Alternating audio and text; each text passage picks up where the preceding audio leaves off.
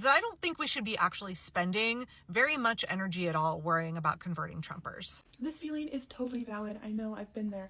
I don't think that everyone who's a member of a community needs to necessarily be an advocate for that community, although I would hope that they wouldn't seek to actively harm that community. However, if you're looking for a reason to still be an advocate, I would remind you that changing someone's perspective doesn't happen overnight. It's actually a slow, gradual process. So the person that you're actually working on is not the person coming into your comments hitting you with a direct opposite point of view. It's the people in between. So if you're talking about your journey as an LGBT person, you're not directing it to the homophobe or the transphobe coming into your comments with slurs. It's to that child who's trapped in the closet. As a neurodivergent person, I'm not talking to the person who telling me that I don't look autistic or that self-diagnosis isn't valid.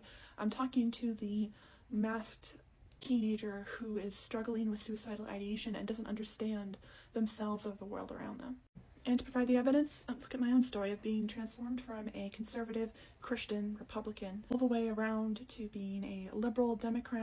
I will say also in this process there were two extraordinary strokes of luck that I had that were definitely privileges that not everyone has, and I will mention them when I get there. When I was about 16 or so, I had lived my entire life with my parents, who were everything that you think of as MAGA. They were Presbyterian Church of America, not Presbyterian Church USA, because those people are apparently going to hell. They were hardcore conservative Republicans, and they had ingrained that all into me. A lot of people who deconstruct like myself are very eager to portion blame on their parents, and the parents are to blame. They've raised a child to think what they think. But I still have to at some point accept accountability that the beliefs I once held were very harmful to the people that I now support, and I try to be all the more active in speaking out for those groups that I have hurt in the past. The first thing that was a little different was I spent the senior year of high school at community college, and that was my first exposure to the LGBT community. Now, when you are raised conservative, homeschooled, fundamentalist, you're kind of led to think that every person who identifies as LGBT is going to be like Tim Curry from Rocky Horror Picture Show, over-sexualized, in your face, corrupting everyone around them. So when I went to college and I started meeting actual people on the LGBT spectrum, it finally occurred to me that they were just people trying to live their life and fall in love and express their gender identity just like every person on the planet. The first thing that happened was I became a conservative Christian Republican who supported gay and transgender rights, supported gay marriage and access to trans healthcare. Then when I entered the workforce, since I work in the technology industry, it became really apparent that patriarchy was actually a really big deal. There is in fact a patriarchy, and women have a harder time in the systems that we set up in this country.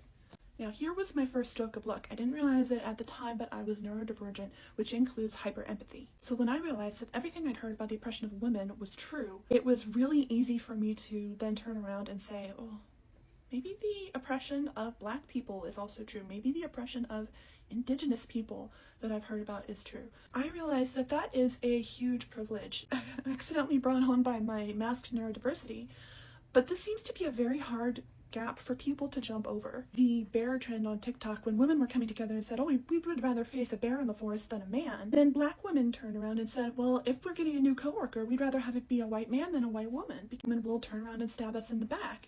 White women were up in arms. They couldn't fathom being the oppressor. That is going to trip us up every damn time until we get it right. Always listen to Black women. At some point, we have to grapple with intersectionality if we are going to help everyone. And we have to help everyone if we expect to ourselves be helped. So at this point, I was considering myself a centrist Republican, and I was really clinging on to the idea that you can take policies a la carte.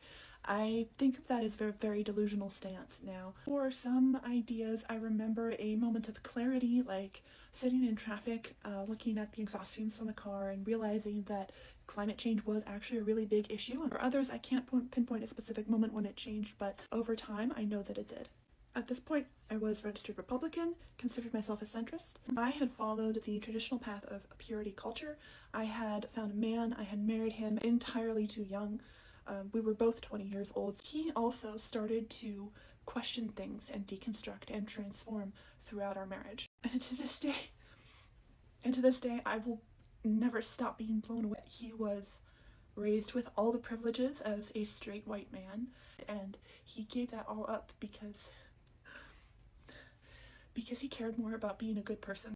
There are not nearly enough men like that in the conservative Christian church. So the privilege came where I did not have to undergo the messy divorce process with a man who was fighting to subjugate me. A lot of women who deconstruct from the church have to do that. I can't imagine how difficult that is. So at the dawn of the first Trump administration, my husband was in grad school, one of my sisters was also going for a PhD, and I was going for a master's degree. You're full-time PhD, you're working 60 hours, you cannot really commit to a job of any kind. So most colleges will give you a stipend. The stipend is not a sustainable amount of money. The flip side is that those stipends for a while got certain tax breaks to make it more viable to live. However, during his first administration, Trump decided that he may possibly want to tax those incredibly small salaries at the same rate. And when my sister and her husband came to visit at my parents' house, she was commiserating with my husband about difficulty that this would present to them, and my Trump-loving MAGA dad butted in. This was just Trump hate. He would never do anything to hurt people, and expressing any difficulty that his policies would present you was just unfounded hate. My dad, like most MAGA Republicans, cares so much more about being right than doing right, that his daughters, who he claimed to love, would express that they're being personally impacted by something, and all you can see is hate against this man that you admire so much. Not too long after this, I was taking a class that discussed the monopolies that cable companies and internet service providers have. At this point, I had been thinking, well, as long as I support a capitalist financial model, then I should consider myself a Republican. What I had been told growing up is that competition is healthy, that capitalism will always benefit the consumer the most, and they can simply take their money to someone else if a company does something wrong or if they have a bad experience with that company. What I learned in this class was that the larger internet service providing companies sliced up the entire United States, and they've agreed to only serve certain areas. So in any given city, there are 1 or 2 major internet providers. True capitalism, unchecked, will in fact take away that competition that is supposed to make capitalism so strong. And because it's cheaper for 2 internet service providers to toss the same disgruntled customers back and forth than to actually build new infrastructure, there are rural communities that will never get internet and never be served because it's not financially competitive to build new wires to go out to reach them. That was when I stopped being a Republican. I still had individual policies that were switching over. The last one that held out for me was, shamefully enough, abortion. Now, I had already at that point accepted that ectopic pregnancies are not viable. In cases of rape, of incest, abortion should be provided, but I was still grappling with the propaganda that the fetus is a human life that needs to be valued. A final thing that brought me around on that, actually here on TikTok, I don't remember who the original creator was, but she was in the scientific field, and she discussed how having a human genetic code doesn't necessarily mean that something is its own human, like a severed arm.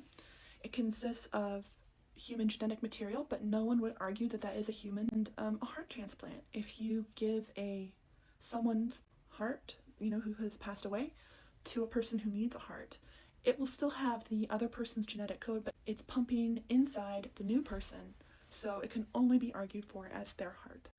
And I came to this last revelation in time for Roe v. Wade to be overturned. I would end here with the reminder that I gave at the start of part 1. Advocates are more important now than ever, and people who tell the stories of how they're being affected are more important than ever. That you're not telling them for the horrible people that will come in and say bad things in your comments. But there are so many people who need to hear your stories and your voice and your perspective, and maybe if we can get through this, we will be stronger because of the stories that you've told. I almost forgot, I'm always happy to answer any questions about this, so I'm happy to talk about it. I'm happy to accept corrections. I feel like there's a huge advantage in knowing that I've already been the worst person that I'll ever be.